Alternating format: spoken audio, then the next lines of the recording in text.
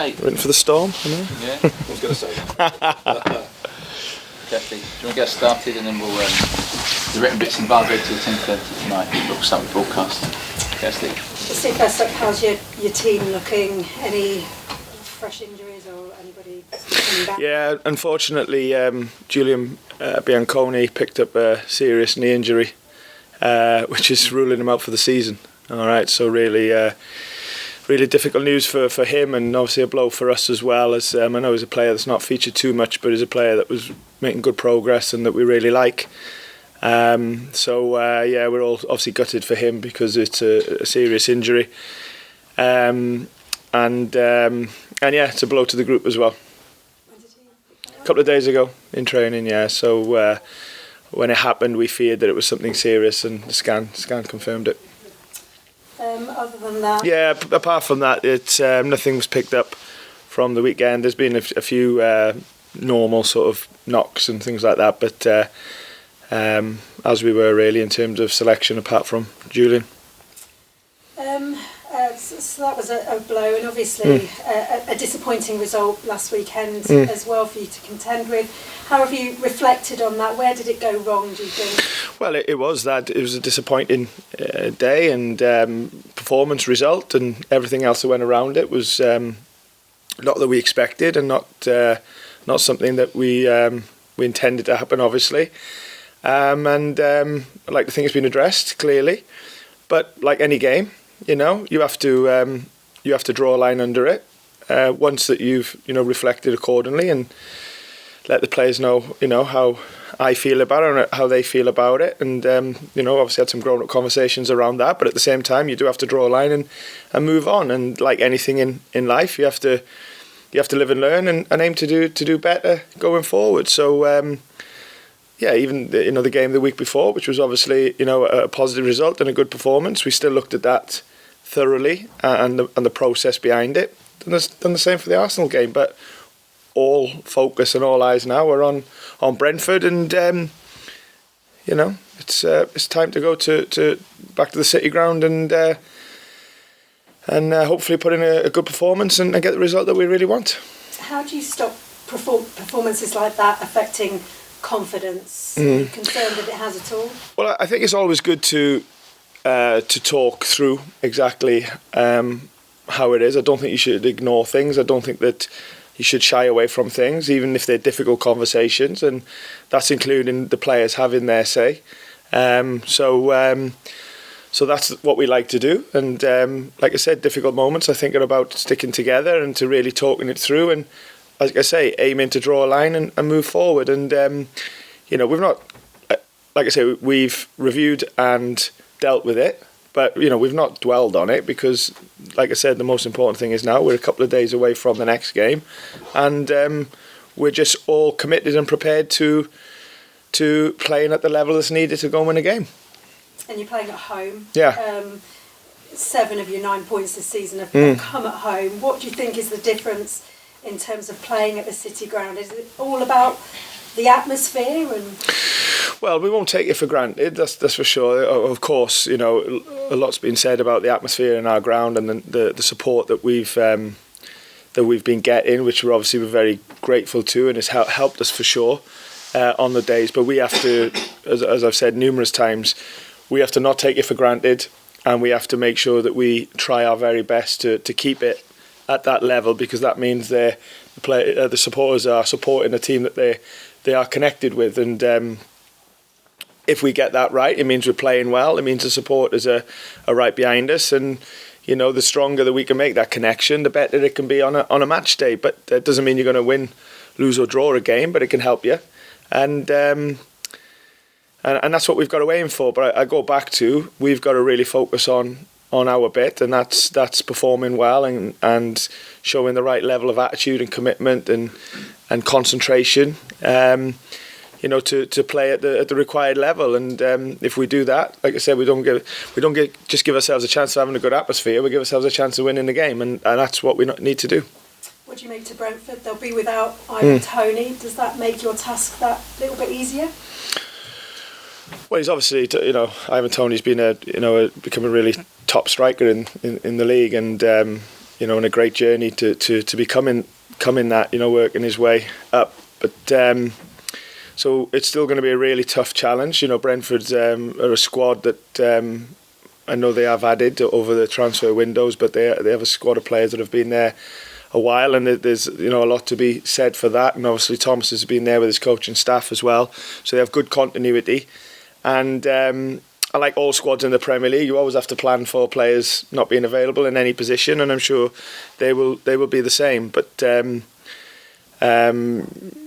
whatever team Brentford put out, or any team in the Premier League, is going to be a tough challenge, and we'll be planned for that. But particularly after last week, we have to really focus on our performance levels and how we approach the game at home, hoping that that's the biggest factor in the game. We've got to earn that, of course, but now we need to be ready. Thanks, Kirsty. Thanks, Steve. How you doing? Good, thank you. When you look back at the Arsenal game, was it particularly difficult defensively looking at that game? And how do you respond in training with them? Yeah, well, like I just said, the answer to that is yes. And okay, there's a lot of defending to be done in the game. I mean, without going over all ground too much, of course we had a bad start to the game, going 1-0 down in the first 5 or 6 minutes. But we actually did okay after that until half time. Not perfect, but recognising you're playing top of the league away from home. We were okay in the game, and we started to have a few moments at the end, and obviously the start of the second half was the bit that really needed sort of looking at and addressing and talking through with the players.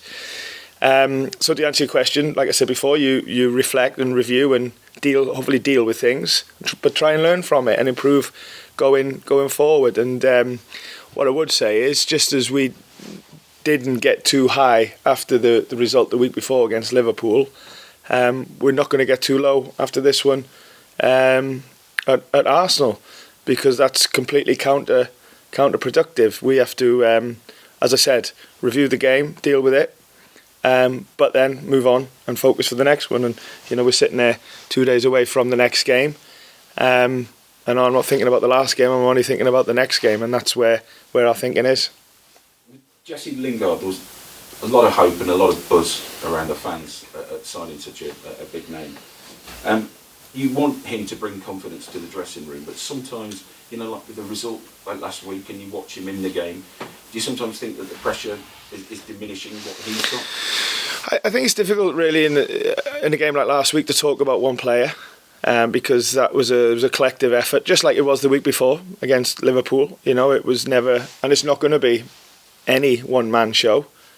Or even 2 or 3. It's going to be a real collective, and not just the players. I include myself and the staff, and even when we play, even the supporters, and anything that we do, we win, lose or draw. We want to do it together. I understand around Jesse, because of where he's played his football before and international stage. There's always maybe a bit of extra thinking, but we don't think like that. We have to treat him for what it's worth, like everybody else. And what I do know is that Jesse is working really hard on the training ground. He has a very positive influence around the place in a professional way, and like everybody else, we're all aiming to improve our situation. And I'm not one for treating anyone any differently. We want to treat everyone the same, because that's what we've got to be if we want to be as together as we need to be going forward, and that's basically how I see it. For a newly promoted side, are Brentford the benchmark, or the modern benchmark for a side coming into? Well, they're a good example in there of being ready for the next step and being able to cope or even excel, like last year. So yeah, there's definitely a good sort of reflection piece to look at them, and there'll be others as well around the league that have done well in terms of not just getting to the Premier League, but been able to stay there. So yeah, you have to recognise that and respect it and admire it as well, really, in the progression that they've made over the years. I can't say no Brentford that well as a club and the strategies, etc. But from the outside looking in, they've only seemed to be improving in so many areas, and you have to look at that and, like I say, show a lot of respect to it. I was actually going to ask that, almost a very similar Brentford question. I wonder whether, you say you don't know them well as a club, is that something you sometimes do as a manager when you get clubs like that, they come to the City Ground? Do you try and sit down pre or post match with people from around clubs and go, right, and learn those lessons? Well, we try and beat them. That's really what we're focused on. No, not on our match days. No, I think it's maybe not so much for someone in my role. You know, my focus really is on the team and what surrounds the team on any given day. You know, there's different levels of executive levels, and we have a sporting director now that would be more on the strategic sort of longer term front. So, but surely that does go on at clubs when you have to look at good and indifferent practice elsewhere and see what learnings that can be taken to help your own club improve. It's a couple of 6 points to Brentford, who are in 11th at the moment. You've got this long break coming up. Yeah. How important, without wanting to put more pressure on, how important these next couple of games so that you're not going into with that gap being too big? Well, it's really important, but we're not on our own. You know, I think it's important for everybody, to be honest, because this is a unique season in terms of the break and the World Cup. And you often ask similar questions when you go into an international break about not going into it on a low. And I think this is a similar sort of situation, albeit it's a bigger break. But it's important to us. But I think it's important to everybody. And I guess we're all looking to improve league positions wherever you are, or sustain it if you're at the different end to what we are. We certainly need to improve our league position and our points tally. So, but listen, we're not at the start of the season, but we're not at the end either. So we have to look at it and go, we've actually got 3 games because of the League Cup as well, but there's the 6 points to play for. Everyone's obviously playing to get maximum points. We're no different. And let's see how it goes. But like I said, important week. We take it game by game, so we're definitely not looking past Saturday. But knowing that we have to have the right approach, we have to have the right attitude and a mentality that we can succeed. And we have to believe that. Thank you. Any more broadcast questions? Two. JB and then we'll finish there. John. Yeah, no, he's doing well. Yeah, he's doing well. He's not with the group yet, but he is at the next stage of his recovery, which we see him often out on the grass doing some strong rehab work now with his boots on and running and even a bit of ball striking. So he's definitely making good progress. I don't want to give it a date because and we certainly won't see him this week. But hopefully, at some stage when we return, we might be able to see him pretty soon, which would be great. So you talked about that before the World Cup? No. Unfortunately not, no. We'll finish here. Hi Steve, just a couple of follow-ups from me. Without making it sound like an obvious question, but on the pitch, what kind of test do you expect Brentford to bring to the City Ground on Saturday? Well, like I said, they have a team a lot of the team has been together a while, and it seemed really strategic in the players that they had in the windows. So they've had them for the right reason of what they need and want. So yeah, obviously a very together team, and Thomas has been there a while as well with his coaching staff. So I think you see a lot of continuity in a positive way and consistency with Brentford. And for me, I think that stands a lot. Stands for a lot, and they can play a number of formations. They can play in a couple of different ways with some of the tactical moves that they will do, and obviously they've got some really a lot of really good players that can make a difference in all areas of the pitch. So we're aware of that and ready for it. But as I've said to your colleagues, we have to really focus on improving on the last performance, but trying to be at the level required in any game in the Premier League, and that's really where our attention is, on ourselves.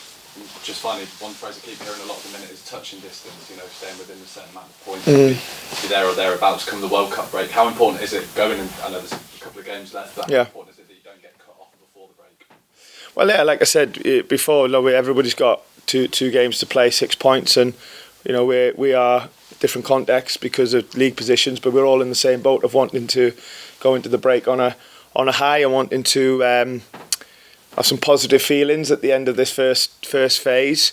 And like I said, we're no different. We'll be going for maximum points, knowing that that's going to be easier to say than to do, but that has to be the ambition. But we ain't looking past what it takes to do well against Brentford and trying to commit to that and giving ourselves the best chance to have a positive day. We're at home.